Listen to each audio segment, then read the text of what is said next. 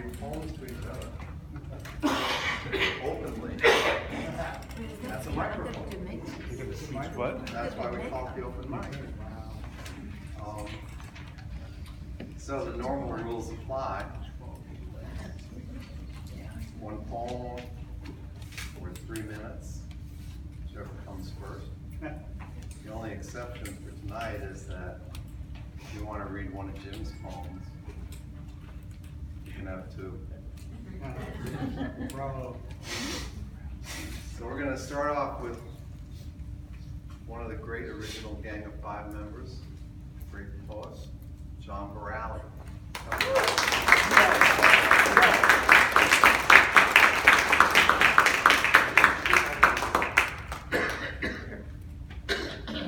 This is one of those coming back to Barry Caesar moments. I'm not going to read a poem, but I am going to talk a few minutes about it. Use my time to talk a little bit about Jim Klein. There has been nobody in this poetry community that's given more. I met Jim in 2005, and his track record is absolutely amazing. It was the most MVP for most valuable poet award. He would get it hands down every year. Since 2005, he's run a weekly workshop. How long ago? Longer than that. Well, I started in 2005. Oh, no, 2006. And you walk in, and you think you're a poet, and of course after the first workshop, you know you're not. And then he teaches you how to be a poet without pretense, without any, he's kind of rough, but you learn. And he's been the inspiration for this community.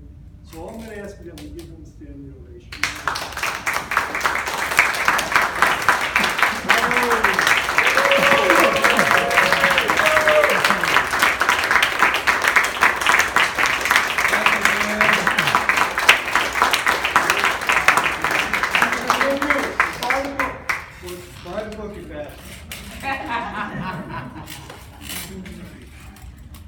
Thank you, John. That was wonderful. I think you expressed a feeling we all have from time to time. Next up, Mark Fogarty. Let's give him a big round of applause.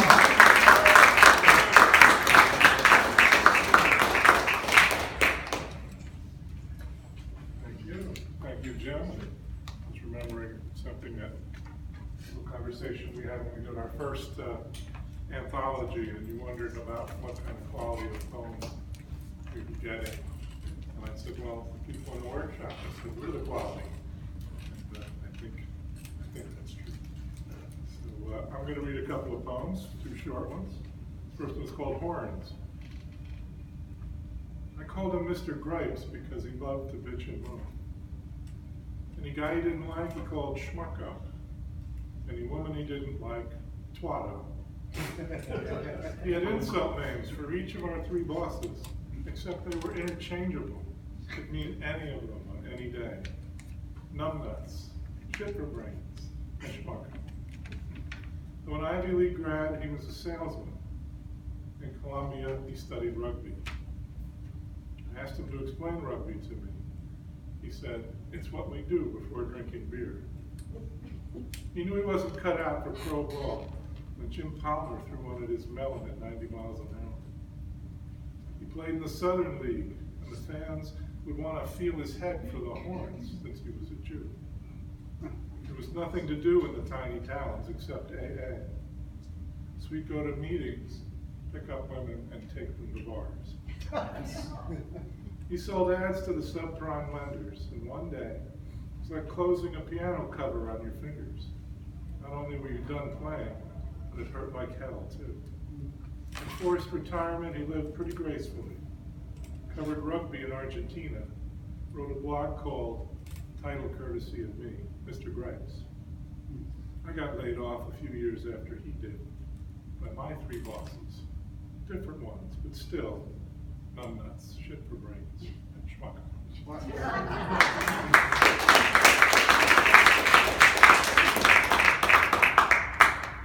for something completely different, this one is called Border Patrol. They wipe their asses on the country's flag. They will be remembered, and we will be remembered. But those who penned the Aborigines and hoped they would die who ignored women and hoped they would keep their place, who thought chattel sales, murder, and rape a great way to build a nation. Let them die, let them starve, let them sicken while we separate them. Here's what you do, AOC. You pull up in front of those shitholes with air-conditioned buses with movie screens and say, children, come with us. We have Indian tacos and ice cream for every good child among you. The guards can be escorted to the borders they fantasize so darkly about, given a bologna sandwich and a quart of toilet water. Get out in a hurry, Black souls. Artillery practice begins in 15 minutes. And a vast army of the enraged is right behind us, ready to throw your bones to the circling vultures. Thank you.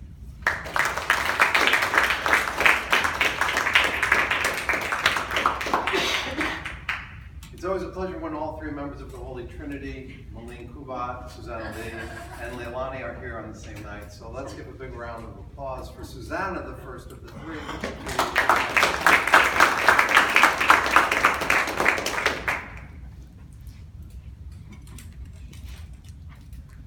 I'm dedicating this poem to Jim, because everything I know about writing I learned from him. Trusting detritus. My favorite log of all time had pale green lichen over almost all of it, but was basically solid and dry. I could find it every time I scavenged for firewood behind our campsite at Stokes. It pointed the way back. It had fallen on level ground. I could trust it not to fall apart or teeter when I walked the length of its spine. It would always be a pirate's gangplank for me when I needed one. Bits of lichen would break off under my sneakers, but always grew back. My kids laughed at the ridiculous notion a person could get lost in the woods, or would come to love the peculiar way detritus gathers meaning over time. Trusting detritus seemed like crazy talk, I guess. Easy advice to discard.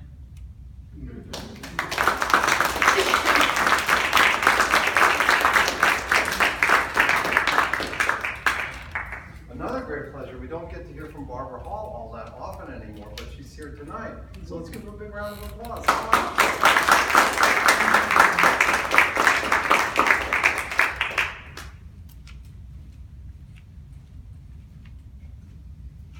Well, I'm very excited because I've published 2 new books this year, an anthology for a poetry group that I'm in, and a photojournal on the Galapagos Islands. So, but I'm going to read from my Route 1 Junkie. This one is written about sitting on the rocks on Algonquin in Maine. At times like these, I sit still. When life overwhelms me, I sit still and listen to the roar of silence.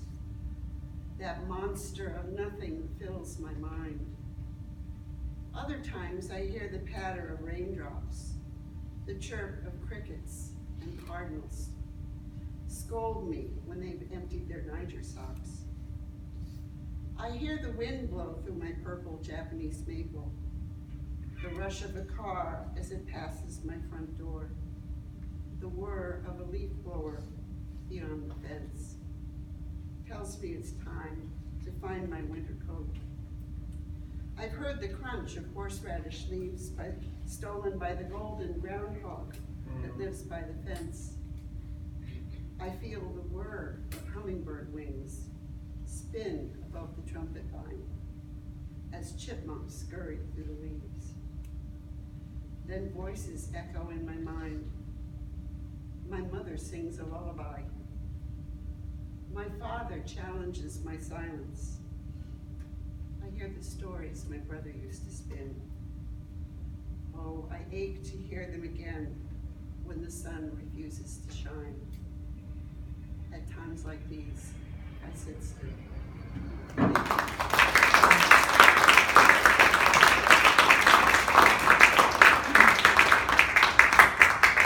Thank you, Barbara. That was wonderful. Come back again soon. Don't make it so long between visits. I'm working on it. Next up, the guy who brought Southern Gothic to Rutherford.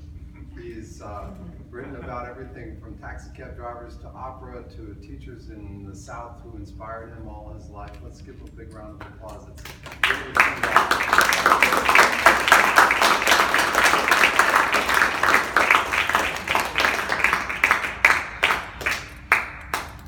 Good evening, everyone. It's wonderful to be here tonight. Mr. Klein, you inspire me always. Thank you. And I'm going to read a poem. I was honored to be in your lovely anthology, volume 11. And I read my first poem last October in the launch, but I didn't read the second poem. And it's an ekphrastic poem based on this painting. This is a black and white print, but it's in color. It's called The Rehearsal by Edgar Degas, circa about 1874.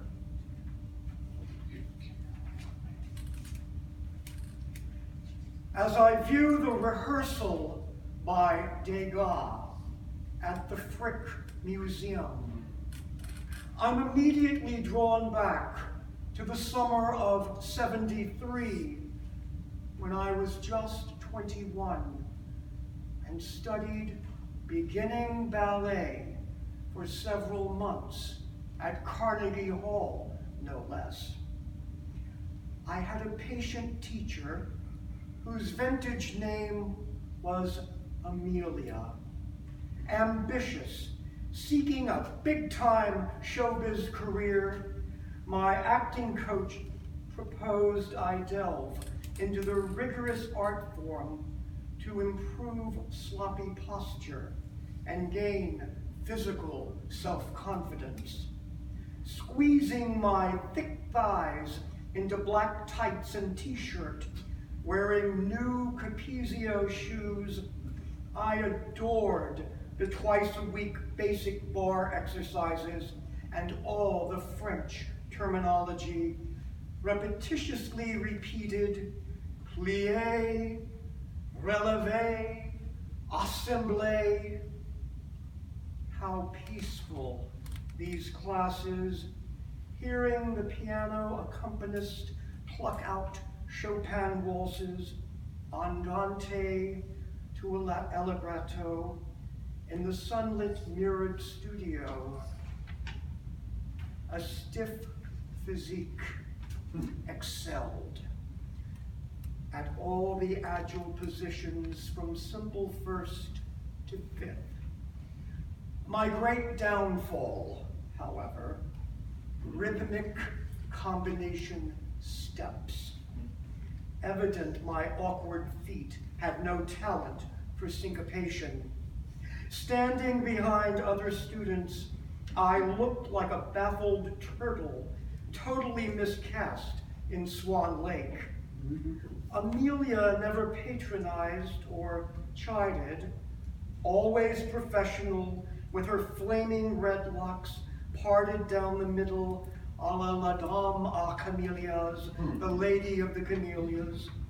This classical hoofer, who had grand jetéed all over the world, instinctively knew I would never make Rudolf Nureyev a fearful rival, but she drummed into me the valuable concept of process, along with daily discipline, as my ligaments began to loosen, becoming miraculously elastic.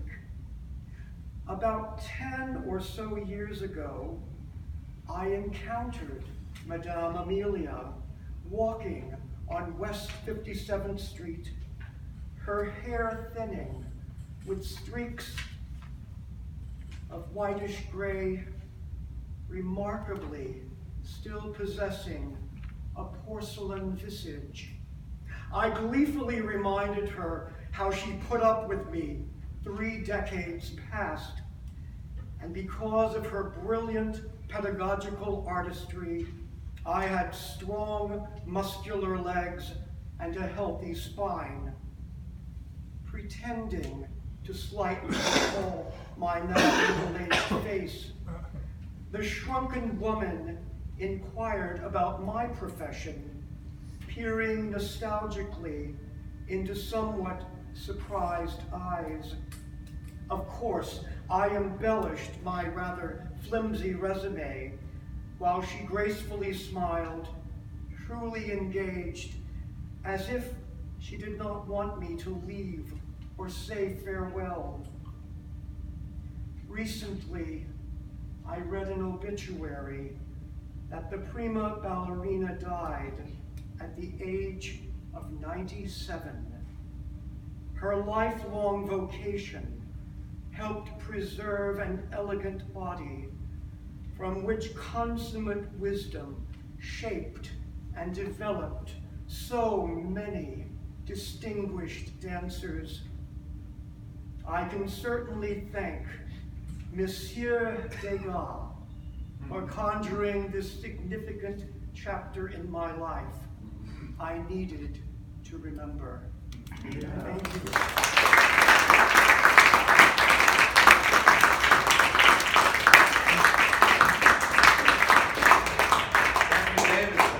Davidson, is this your stuff? Oh, yes. My children are in there. When I went to the Berghoff Studios in 1974 to learn mime, they made me get dance outfit with tights and a dance belt.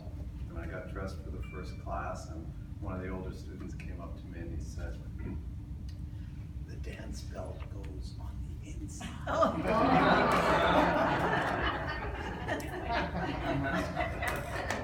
Still blushing. Next, from Southern Gothic to Romanian Gothic, we have Claudia Serea. Give her a big round of applause.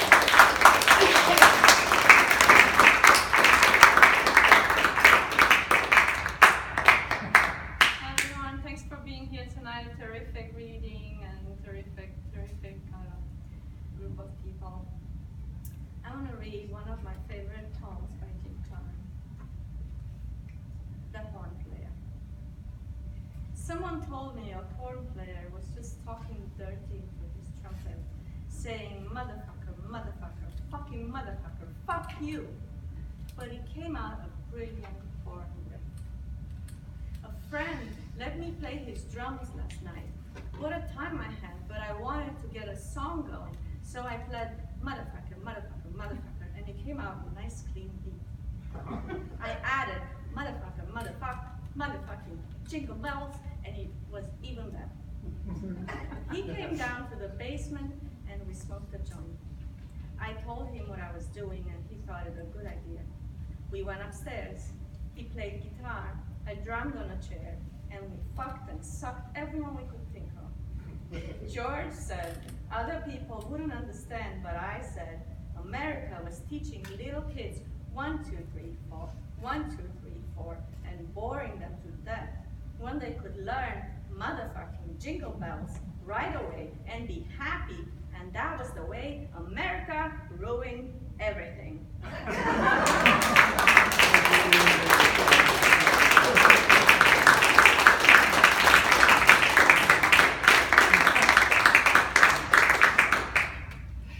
And this is Tell them the page number.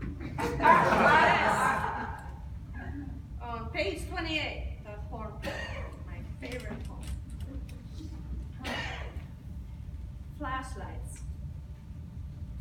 After chien et loup, Mom said, is that time of day when dusk falls like ashes, graying out everything, so you can't distinguish friend from foe or dog from wolf. We lived in this twilight for 5 decades. And even now, we need flashlights when we talk about the past. So Dad sets up shiny shot glasses with Suica plum brandy on the table outside. We drink and wish each other good luck. We survive another year of cinder, of dogs and wolves. We flew back over another ocean one time. Thanks so much.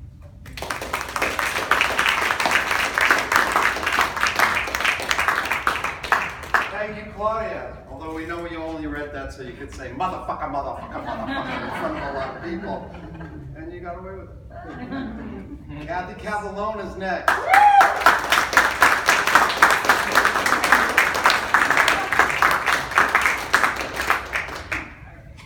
Jim, thank you so much. That was a beautiful reading. Thank you. I have two short ones. This is new. It's called Poet. I can pole dance around anaphora. I can crush souls between hyphens. I can twirl similes over the heads of audiences like a majorette at a homecoming game parade. I can eat imagery and spew it out over college-ruled loose leaf, silvery, sibilant, succulent, and settling alliteratively along the pages. I can hyperbolize 1,000,000 times and never tire of it. I can avoid a verbal catastrophe by playing with anastrophe, archaic and rare. I can personify my fears, leave them in a dark corner trembling, or drag them out into the light until they keel over from revision. I can feed the meter when my time is almost up and think iambic, therefore I am. Unless, ironically, I'm an imagist. So, that was an assignment I did with my students. And the next one, this morning I did my morning workout completely to the music of Frank Sinatra. I don't know why. But I'll be in Hoboken the end of the month for the St. Anne's feast, so I guess I have Hoboken and Sinatra on the mind. And I haven't read this in a while. Frank Sinatra is dead. 1915 to 1998. Frank Sinatra is dead, gone, buried in the California dirt, immobile, inanimate, inarticulate, not alive. He will no longer croon to Nancy, Ava, Mia, Barbara, my mother. He is compost a la Milanese, dead in the dirt in California. He will no longer swig highballs with Sammy, Joey, Dino. Frank Sinatra is dead in a tomb made of marble, becoming uvular antipasto for the larvae. He will no longer tie up traffic when he visits Hoboken on Washington Street between City Hall and Maxwell's. He will no longer play the Sands in Vegas as the opening act for Siegfried and Roy. He is dead as a doornail in the ground in California.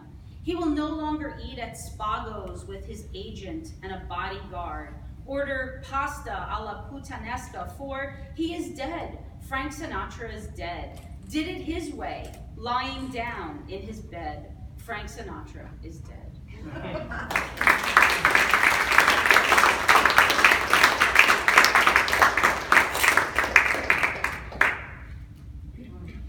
Thank you, Cathy.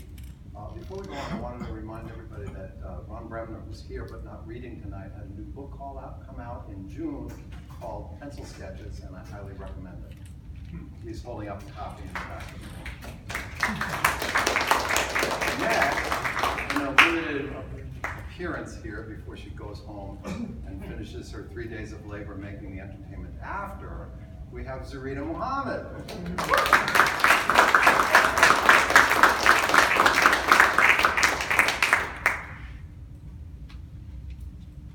I'm reading this poem by Miss Michole O'Brien.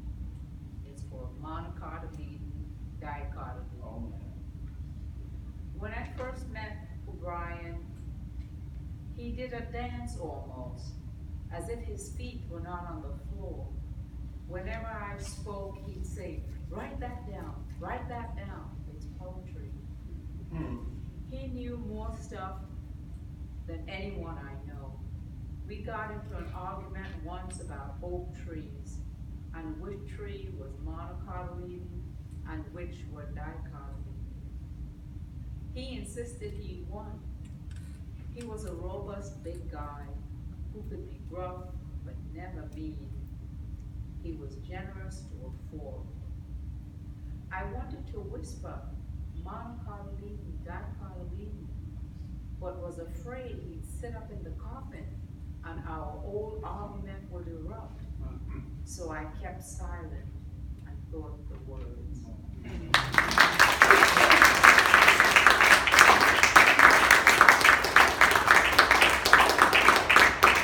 you very much, Zorida.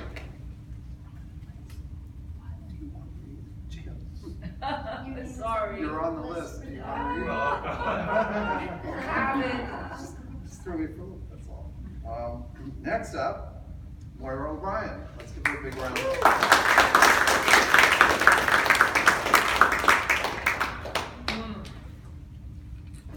Got two short ones. W. I called myself your widow today for the first time on the phone with the health insurance company. They asked my relationship to the patient.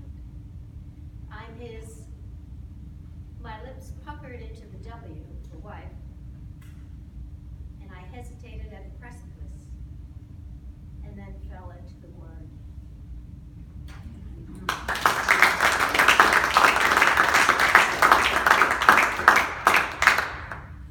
The age of enlightenment.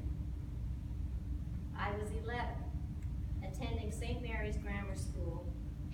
I saw it and I knew. It was a picture of saints, their faces all lit up in holy rapture at a vision of God. It was then I realized I'd been had. Sister Kathleen Margaret's depiction of heaven, delivered when I was in 3rd grade, was a PR con job, selling an eternal summer of puppies and swimming pools. But I saw the picture, and I knew that my bliss was amiss. Jesus could walk on water, but these saints didn't even look like they could swim. Thank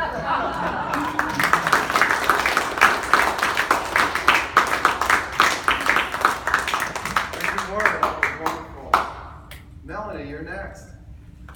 Melanie Klein. So Jim produces not only great poetry, but great poets.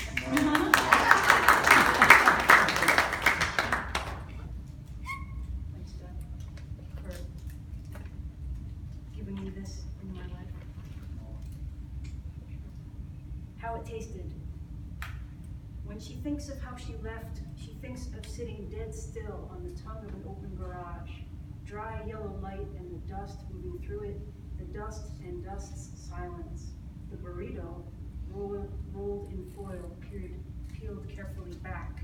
The weight of it balanced just then between belly and hand. What must be done manifest utterly in how it tasted, graced as it was with grit, aloneness its sauce, aloneness in staggering distance, glowing soft in yellow light.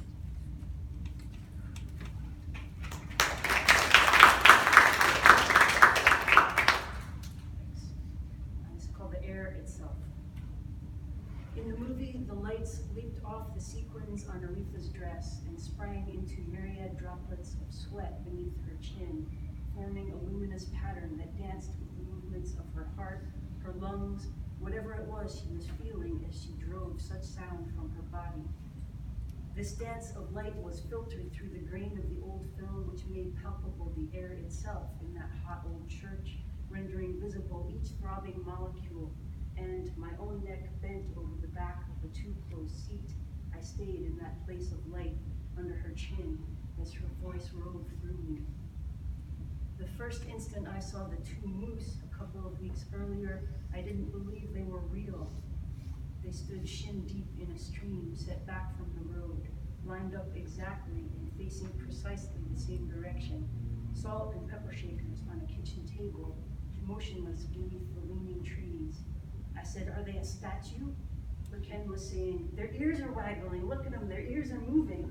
And I saw that it was true, though I could hardly look away from their noses, which were impossibly wide. We looked as hard as we could, straining through the shadowed dusk, until one of them slowly moved forward, circled around, and stepped up onto the low bank to disappear into the trees, and the other took its cue and followed. After the funeral, somebody told us these moose must have come down from the band that followed a railroad bed in from New Hampshire a few years ago, repopulating the northern foothills. When I remember those moose now, I see them standing to their shins in the water, the falling light granular, spangled, dancing all around them.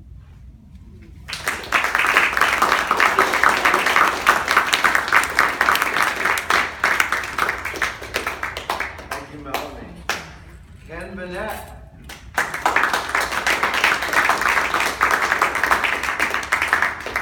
have to just tell you about the power of this guy. He was at our house up north last week, and I mentioned this idea I had. Usually it takes me months or years for a poem to percolate in my brain. And his eyes started spinning in his head, and he sent the poetry vibes out, and I wrote this thing in 2 days. So he must have done something. Following in great-grandfather's footsteps. Just last week, after walking down the road hundreds of times before, it dawned on me that this is the road my great-grandfather walked on his final walk home. I wondered what went through great-grandfather Joseph's mind as he walked this self-same path in 1948 in the heavy darkness of a rural night, holding himself together for 12 long miles after being beaten half to death by his own son George. Both were drunk in Pete and Mamie's bar, drinking up the weekly pay as usual, leaving wives and kids at home to fend for themselves. George wanted money for more whiskey. Great-grandpa said no. He ended up a bloody mess, or so the story goes. Great-grandma attended him, gave him comfort through the night to no avail. The next morning, as the sun rose, great-grandfather woke up dead from internal bleeding at the hands of his own son. No cops were called. It was family business. No coroner, no inquest, no hoopla. Just buried him dead. I don't know where.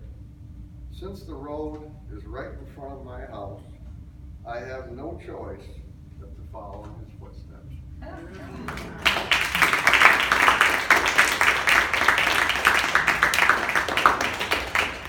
Thank you, Ken. You're welcome. Next up, Nichole Zach.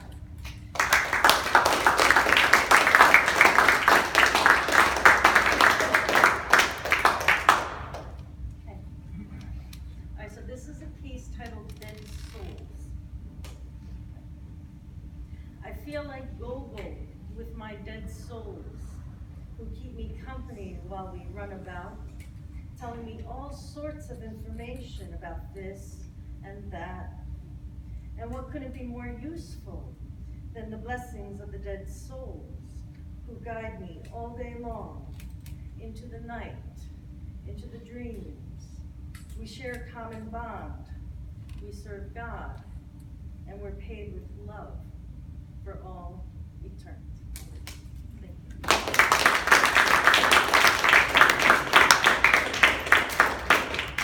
Brendan? I didn't read your last name. Brendan McIndy. Thank you. This is called Boardwalk Traffic. I'm watching the white line that is the ferry cling to the horizon. Moving out from Port Jefferson, trailing to an even thinner line, almost falling off the edge of the world. New London is lost in the haze. My thumb, bookmarking a biography on Raymond Chandler, begun 4 years ago and stalled, grows numb, throbs from the pressure of page and spine. The ferry finally disappears. Loose sand blows like ashes thrown into the wind. A cloud, a gray finger, points the way north. The old couple on the bench to the right rise, husband helping wife. As they begin to walk, a fellow boardwalker booms, "The couple that walks together talks together." His smile as bright as tears. I imagine him puzzling over the death of his own marriage. Perhaps if they had walked, they would have talked, would have seen that relationships are constant attempts at reconciliation, and he wouldn't be here, alone on the Sound. A sweat-slicked girl jogs by, the boards pounding, her ponytail bouncing with youthful corporate swagger. A tricycle boy crashes to the bench on my left, calls out to his mother to read the memorial plaque, crashes to the next bench, again amazed. The crying woman now stands by the water. I don't imagine anything about her. A husky family shambles by, pausing for a moment as mother points to the inbound ferry, back in sight, heading south, rescued from the horizon. Thank you.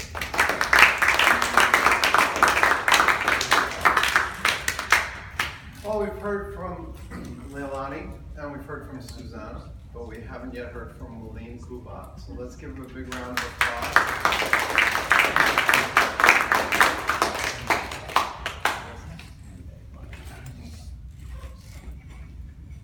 Plans.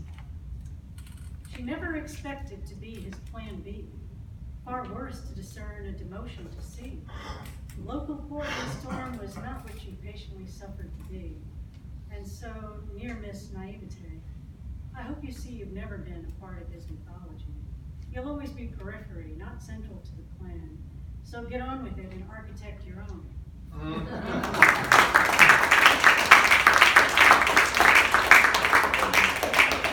Thank you, Melinda. Great.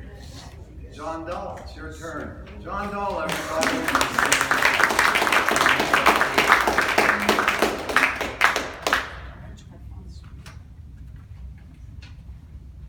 Let me tell you a little story. I'm not good with time, but quite a few years ago, my mom was in, I believe, her 70s and could take free courses at Fairleigh Dickinson. And she came home saying, there was this wonderful teacher at Fairleigh. She was taking his class, and that was Jim Klein. Wow. That having affected her life and our family. And so thank you, Jim, for many years. This poem, I think, takes a little explanation to make it clear. My wife had had a seizure, and first time ever, and was in the hospital for several days and came home. You know, we were very blessed that she came home. Okay? And we were in the kitchen. I was sitting at the table, and Helen was at the sink with her back to me. And in my mind, I'm just saying, Helen's back. And then I realized I was looking at Helen's back. So these words started to go around in my head, and this came. It's called Helen's Back. Helen's back. Helen's back is to me. Helen's back is to me so wondrous. Helen's back, it mystifies me. Great.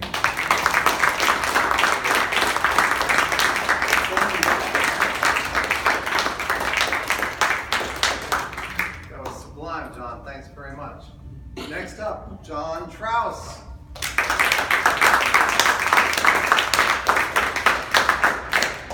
Thank you.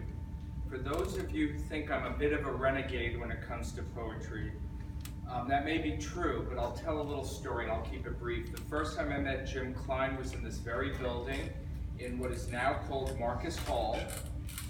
It was at the dedication of this building. It had been the Rivoli Cinema back in the 20s, and then it burnt down, and they built this art center, dedicated it in September 1982. Jim Klein was one of the readers on the program. They had a poetry reading, dedicated, of course, to William Carlos Williams, and so they included poetry. And I learned a number of things that day. One of them was that he was being heckled by Peter Orlovsky, who is the lifelong lover and poet, lover of Allen Ginsberg and poet.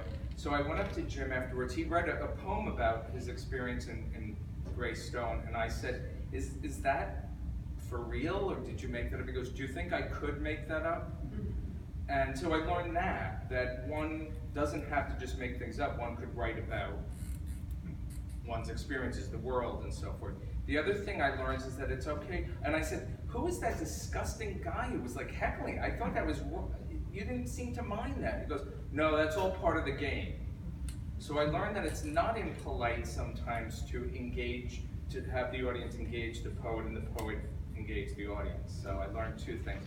He invited me to his class, his writing class at Barrale Dickinson University. I was in college myself, but not here. I did not matriculate, didn't have to pay a single thing, but he did invite me, and I presented my very John Keats-like poetry. And I was very proud of it, and he was ripping people's work apart, so I was getting a little nervous, and he had a few things to say about mine, and I asked him afterwards, what did you think? And he said, it's very good, it's really like perfect and beautiful. Oh, thanks, you're wasting your time. Find your own voice.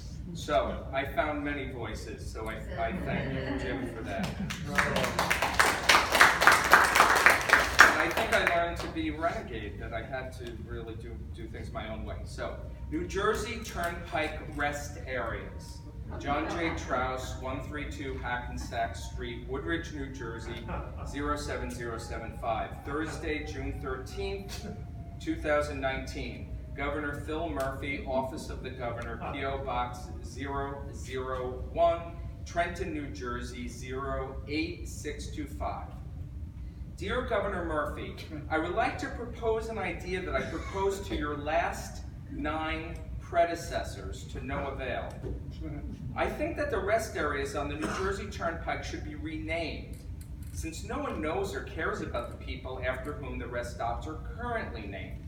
Here is what I think the rest area should be renamed south to north. Clara Barton to Joseph Callinger, John Fenwick to Howard Unruh, Walt Whitman to Frank LaSalle, James Fenimore Cooper to Richard Cottingham, Richard Stock, the borough historian Rod Leith wrote about Richard Cottingham, by the way, look it up. Richard Stockton to Robert Reldan, Woodrow Wilson to Edgar Smith, Molly Pitcher to John List, Joyce Kilmer to Joanne Chesimard, Grover Cleveland to Thomas Trentino, Thomas Edison to Richard Kuklinski, Alexander Hamilton to Aaron Burr, Vince Lombardi to Yu Kikumura. Please let me know what you think. Please accept my proposal, and please send it to the state legislature. Thank you for your time and attention in this matter. Sincerely, John J. Trause.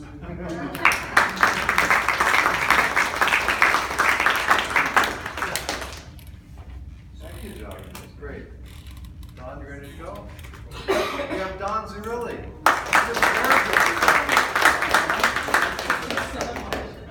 Very well. I'm not going to say any anecdotes. I'm just going to say in regards to the wheelbarrow, I came for Trause, I stayed for Klein. This poem was accepted by Jim and published in an anthology several years ago. And in my, I always associated with you in my head. It's about a real scientific study, and I try to describe the study as accurately as I can. Functional MRI of the zebra finch brain during song stimulation suggests a lateralized response typography. Yeah, he published it with that title. Half asleep, embraced by rubber bands and wings, he is fed his father's voice on a loop of tape. This is the song that I taught you to sing. This is the song that taught you to sing.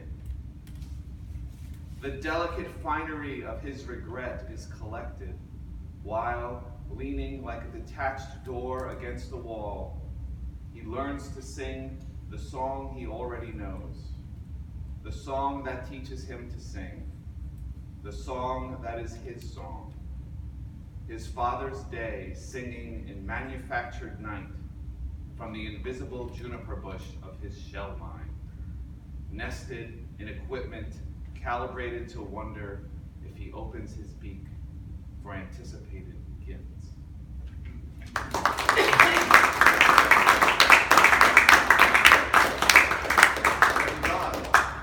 And welcome back again, a guy who's been coming recently. Gene Myers, where are you? Oh, sorry. You left? He couldn't pick the air. Oh, sorry. What air conditioning? It's hot as hell in here. It's very cold.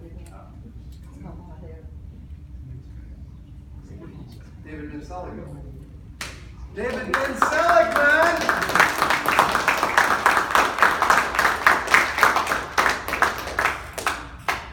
Just a different order. What? All those things just rearrange. Did I get it wrong? No, they're all right. All those things are right. Ben David Zellig. Ben David Seligman, everybody!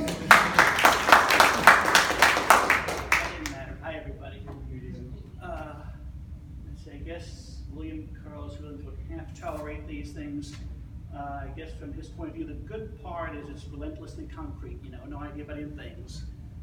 But he did kind of latch on Ezra Pound and break the metronome, and I found the metronome and tried to put it back together again. It doesn't work so well anymore, but I tried. All right. That's math, right? That's, they were friends, but that's math, right? Ah, Metronome. Object to be pursued. ah. Didn't know it was Mandarin. Okay. The title of this poem is Disregarding Wind and Friction Solve for X. Disregarding wind and friction solve for X. On a day in January after school, or actually 10 years after school, or actually 20 years since I last took physics, I found I couldn't disregard the gust that swept across the street as I gripped the brim of my flat tan hat and felt the chill. Soon afterwards, past a series of doors, Friction 2 announced itself as I wiggled stubborn office windows up and down because the thermostat had gone crazy. On the same cold day, 10 years since I started to work, except for resignations, a firing, and the resulting lapses and gaps, I coped with fellow human beings who loved their own voices and didn't know when to stop. I found friction all around me as I pushed against our harmful habits, and inside me, as emotion spat its chewing gum into the gears of rational thought. Nowadays, I don't ignore the daily wind and friction, although I cannot calculate the patterns of the air, and I'm often surprised by what slips and what grips. I experience what weathermen describe. If I encounter a long-winded soul, I winnow what blows, and if the climate runs hot or cold, I coax the window in front of my desk, whichever way it needs to go. Could I even imagine a world where the air does not resist us and every wheel spins free?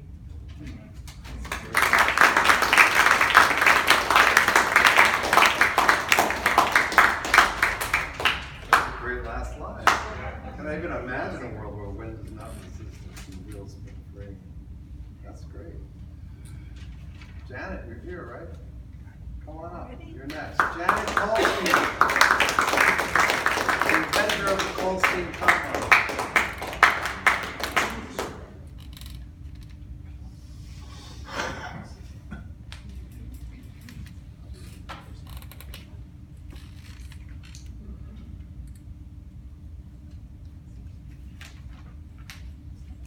This is called External Fixation in Belfast.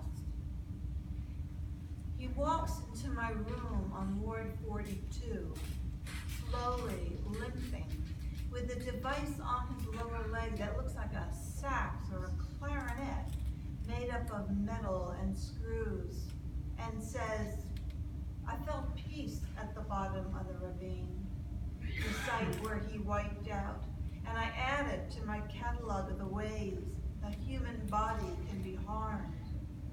Next to Carrie, who broke her neck when she fell off the back of a moped on the Isle of Cyprus. Physio parked a wheelchair next to my bed, and I rose up on my own and stood before it, figuring out by myself how to turn on my axis and sit in this, my chariot. By myself, I ventured beyond my chamber and rolled past the nurse's station to the other side, where the rooms had mountain views, and I made friends with Maggie, whose fingers were stained with purple gentian. In the open ward, an old man skinny as a Giacometti howled day and night like a banshee. I asked the nurse, nice as can be, if she'd be willing to put him out of my misery and smother him with a pillow. Oh, you're a card, she said. I was the last of the horse people. Weeks before, in July, we'd made the papers. A minibus full of foreign holiday-making riders crashed into the side of an articulated lorry. The tally: Priscilla paralyzed, Tamsin broken arm, Chris broken leg, lacerated face, Lorraine same, the 4 Swiss flown back to Switzerland. The Irishman behind the wheel of our van didn't survive. Modern medicine's driving force kept me alive. All right.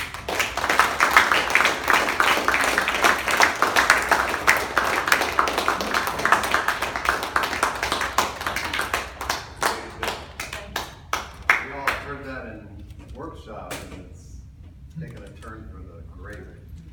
Thank you very much, Jen. Thank you. Next up, you know him as the camera guy. I know him as Frank Rubino.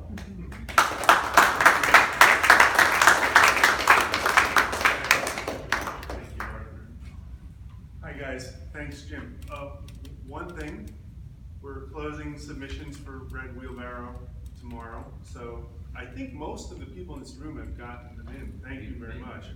But if not, including me, I haven't got mine in yet.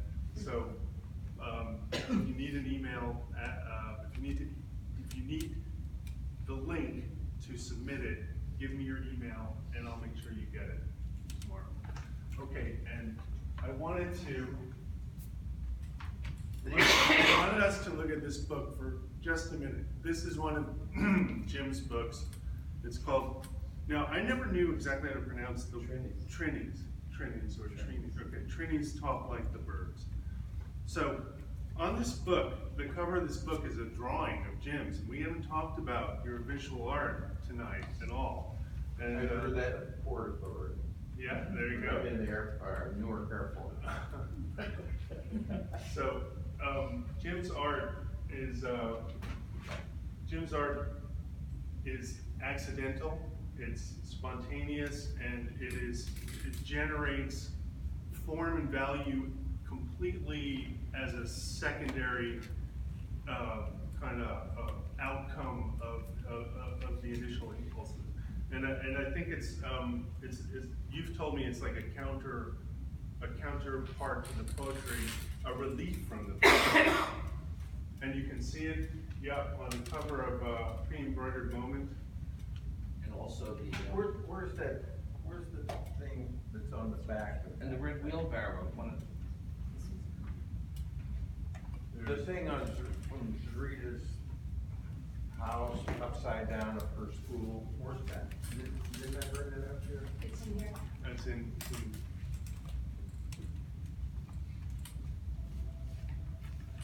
Oh. Yeah, this is sitting on the porch. They don't call it porch.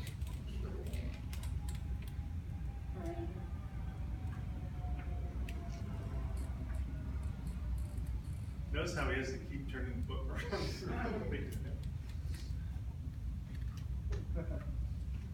Well, actually, Melanie and I sort of got kind of high. We put it in upside down. So this is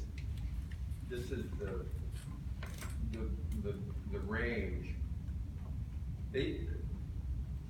Zorita's family used to have a little store, and they would sell to the kids.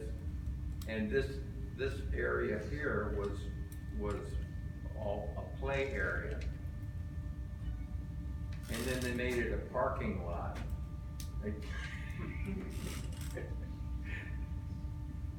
So anyway, this is the drawing that I did. This is upside down. Melanie and I thought everybody would get a kick out of it being upside down. I've never explained it's upside down. And this is the northern range here. This is the school. This is kind of a stupid looking dog. They have a lot of socialism in Trinidad. So they have government employees that are supposed to sweep the playground, and they just sit over here all day long. Too bad. You have to ask Zorida about it. Anyway, if you put something in the pot, you can have these.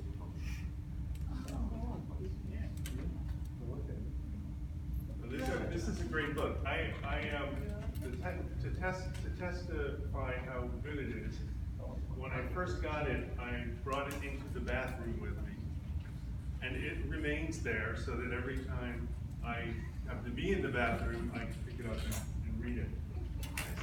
That is a high honor.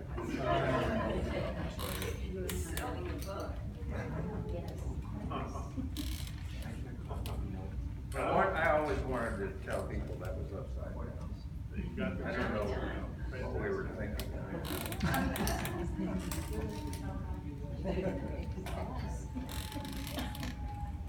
Okay. I wrote that in 1 week, so forgive me. Thank you for that footnote. That was fantastic. More than a footnote. Well, I can give you credit. So, I wanted to also just look briefly at the form of this book. It's poems. It's really one long poem with numbered sections. It has no titles throughout the book. The sections sort of follow. They're almost kind of like a diary, a travel log in a certain way. That was a really interesting time. That was when the nuclear accident, whatever happened in Japan. Fukushima. That was Fukushima, and the capitalism crisis was happening. And you went to the end of the world, yeah, and it was very interesting. Would you mind if I read? Oh, one sure. of these? All right. I'm going to read one of the poems out of this book. Read the whole thing. And, you know, you guys want to wait for, you got to put extra money in the jar though for that. Okay, I'm just going to read this. About the sugar cane and stuff. You want to pick the one I can read? Because I picked one, but you can. Go ahead. You can. Well, they're all good. Yeah. Right? They're all good, as you said, right? Even though they have a sequence with numbers on them. I'm going to read from 16. You play basketball like old people fuck was a criticism of poor effort when I was a kid. The effortlessness of the practiced. I love that. Any seeming effortlessness can be taken for lack of passion or even result. It happens in sports. Jerry really did hit the wall talking to Brianna and snapped his finger and had to have a plate installed. I suppose that's some stuff happening in family stuff. Now that's a work of art. But what's full of heart may be bare of art. And what's full of art may be bare of heart. And that's something that you've said a couple times in workshop that I really picked up on. Well, I'm going to read that again. What's full of heart may be bare of art, though what's full of art may be bare of heart. Gifford dragged a pick around in a shambling walk with Winston in his puss and a grin on it under his straw hat. The story was, if you followed Gifford around all day and did what he did, by the end of the day, you'd fall over.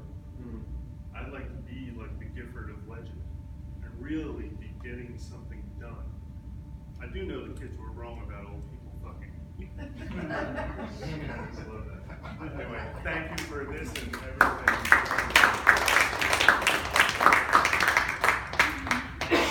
And I'm going to just read one short one. No, why I chose to follow Jim Klein, I don't know. Crazy. All right, business trip. I'm leaving California. Your cedar breaths are still inside me.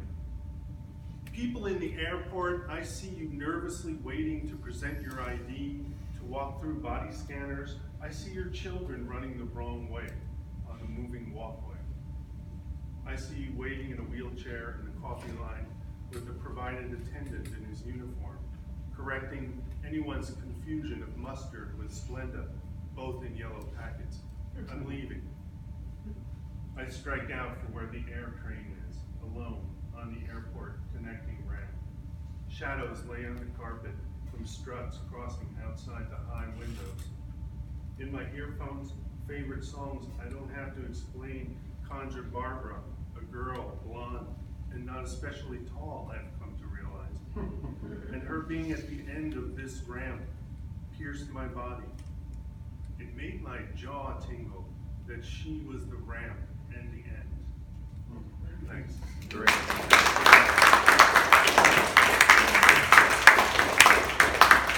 Thank you, Frank. Dutch, you've waited long enough. Come on up here and read us a poem.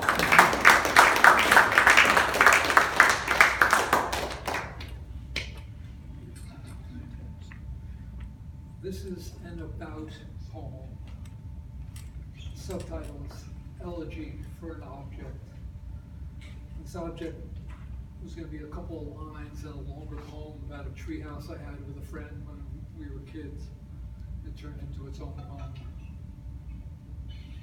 Salvation from long summers.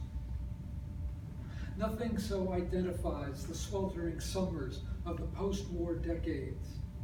Nothing has carried the sensation of color more vividly along the slip and slide of time than the bright aluminum tumblers and their rhapsody of metallic hues.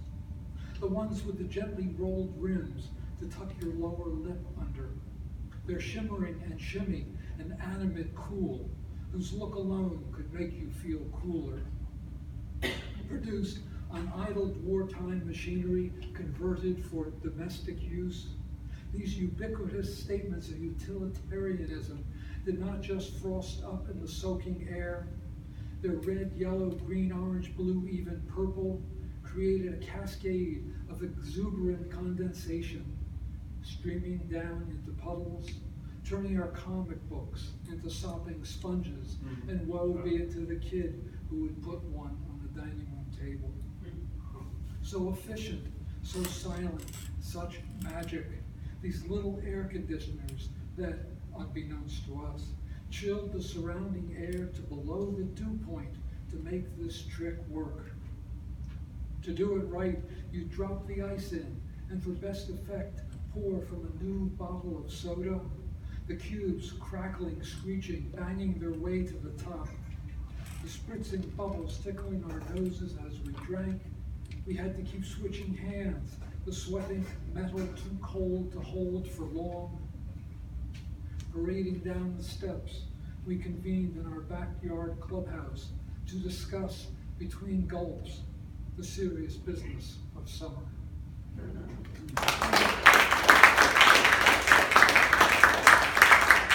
you, Dutch. Did I leave anybody out? No. Author Russel. Yeah, okay. So, no, I don't think I did. You gonna read? No? Okay. First, I'm gonna read, take advantage. Are you gonna send some poems in? Are you gonna send some poems into the Red Wheelbarrow? Now that I find out there's a deadline. Yeah, just give your email to Frank, and he'll send you the link. Because when you go on Submittable, you need to have the link. Otherwise, you're an outsider. If you're an insider. So I'm gonna take You know who Frank is? take myself up on my own offer. This is Jim's poem. This roommate, they have bedded me by. They have closed against us softly the darkness of this bare room. I can hear his heavy breathing, breathing in some purpose perhaps.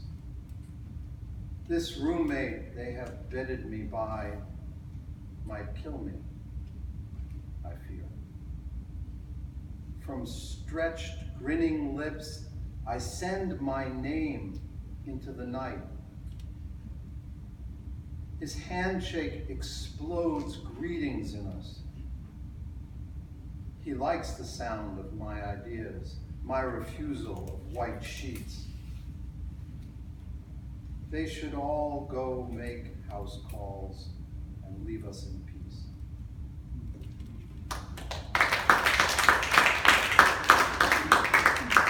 That was my favorite.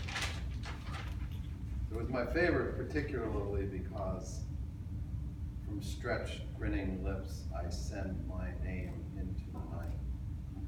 And when I finally saw that image, I was in. So this is not a Jim Klein poem of me. It's a poem that Jim might have written if he was me. It's not a poem that I'm trying to be like him. This is called On the Can. On the can, in the powder room, with the door open because my wife is gone. Through the window on the landing to the basement, I saw a white dropping fall at an angle consistent with having come from a bird flying from the white pine towards the driveway. And though I saw the dropping, not the bird, through the square pane of the lower sash, I smiled because we, unseen by one another, were occupied like boys in plywood stalls at summer camp, considering the virtues of a girl that one of them had talked to at the dance the night before.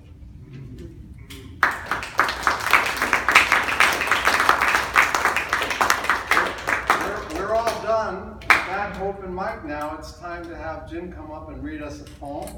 And if he does a good job, we'll give him a copy of the Red Wheelbarrow 11. And we'll sign it for him. You want a copy of this?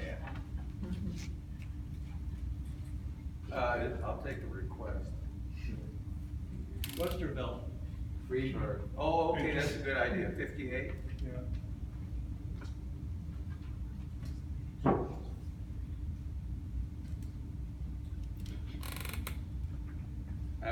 I was talking to, that's George Nowlis.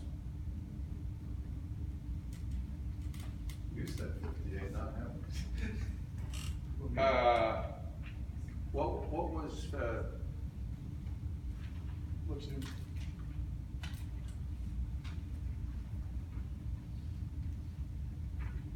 Westervelt is on 60.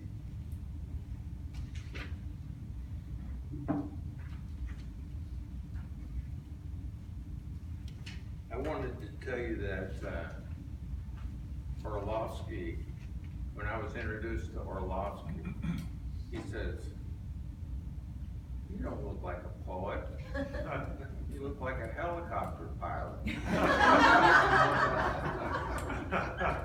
I've been proud of that ever since. And actually that's, you know, I think that's really refreshing about me.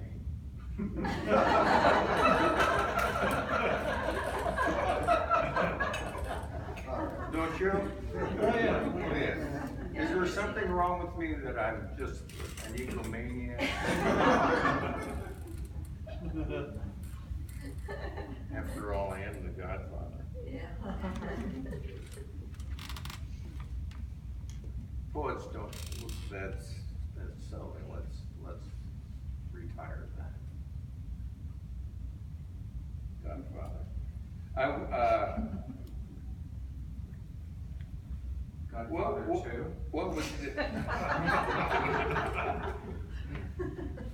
it? What was that poem that you like? Page 60. No, I'm 57 basketball. talking to Bill. Oh, you did it, Jim. You read the. I know, that's on 57, right? Yeah, the suck. You did that. All right, the suck. So Bill likes that, the suck. And so I was just telling him that this girl saved my life. I was looking for somebody that had more problems than I did. And I found her. She was a welfare mother. And, you know, when you fall in love with a welfare mother, you have to straighten up pretty fast.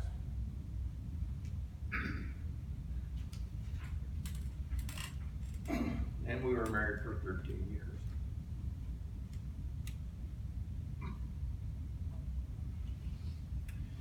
My 8-year-old daughter lives in 2 places in Passaic, New Jersey. 3 days with me and 4 with her mother, a PhD. We eat together Sunday evenings alternately.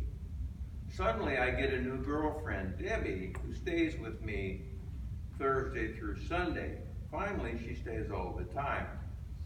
My daughter comes to love her, and my wife says she likes her very much. Debbie has a 2-year-old, Krishan, who comes to live with us after a while, but he's too much for us. So he goes back to live with his grandparents. Follow me now. Who are actually Debbie's grandparents and also her parents. And we have Krishan on the weekends. But Ma and Pa Darby in their 70s, and Krishan is too much for them too, and he has taken to calling them Daddy and Mommy. So I decide one night while we're on the couch watching the Yankees wrap up the division that I will straighten this out and marry Debbie. And we will have Krishan with us all the time. And at least the boy can be taught again in October what he knew in August and forgot in September. And he can learn how to eat and eliminate who to call Daddy as soon as the welfare gets straightened out. I'm calling on my fault now here a little bit. I thought that solidified the situation pretty well, the culmination of a process that began when Debbie's brother Donald kicked in my back door and stole my color TV again, my stereo, my sheepskin jacket, and only my best albums. That was a miracle. And we called the cops and we said, Uncle Donald stole our stuff. And they said, that's too bad. You know, your girlfriend has a record.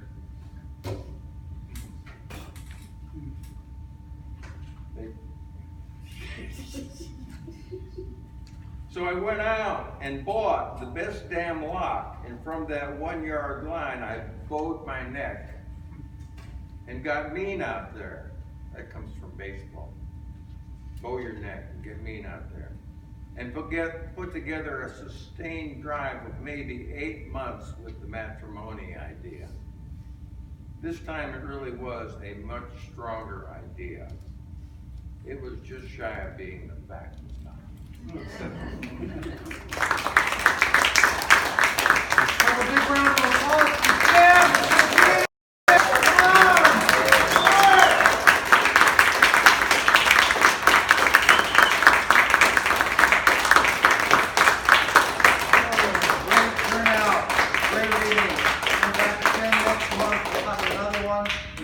Go to 165 Jackson. Yeah. Have a little something to eat. And I'll remember to bring Zorida the jacket. 2 Prosecco's. Bye, everybody. And strawberries. Candy stores, indications, stuck all the way. These guys are She made, I think she made her over. Oh. Yeah. Red, white, and blue. Oh, God. Oh, I understand. So I can't have. You have it? Yeah. You don't know. See you guys.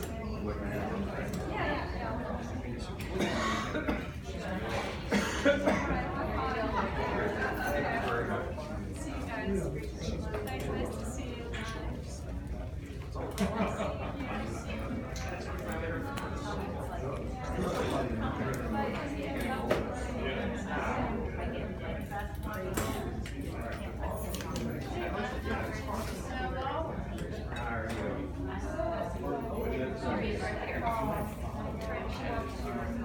You don't have to. Oh, I did. We had a lot of fun in front of the, like, by the timer. Yeah, so. Okay. We'll do that. Yes, sure, No.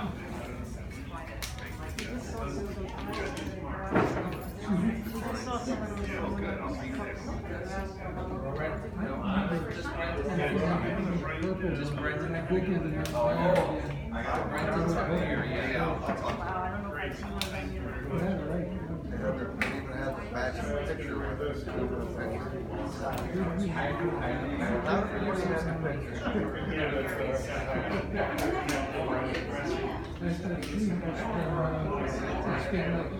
More than 15 years in process.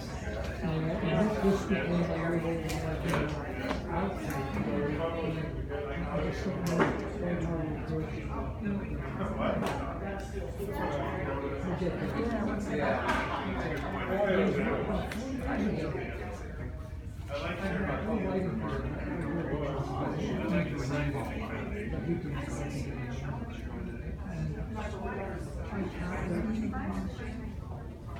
these old homes, they were between 2 and 1,000 years old. And something magically happened that people that were in there and were what is happening? Something just clicked up here. Only been for a period. You know, I review my e-process folders and set things that carry in residence. No, I good job. I'll see you at the house. Good to see you. Oh, good.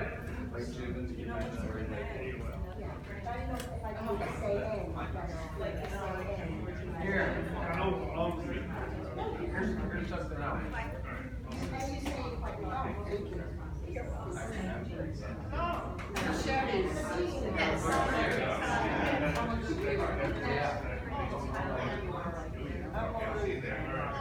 So give that to Jim. And then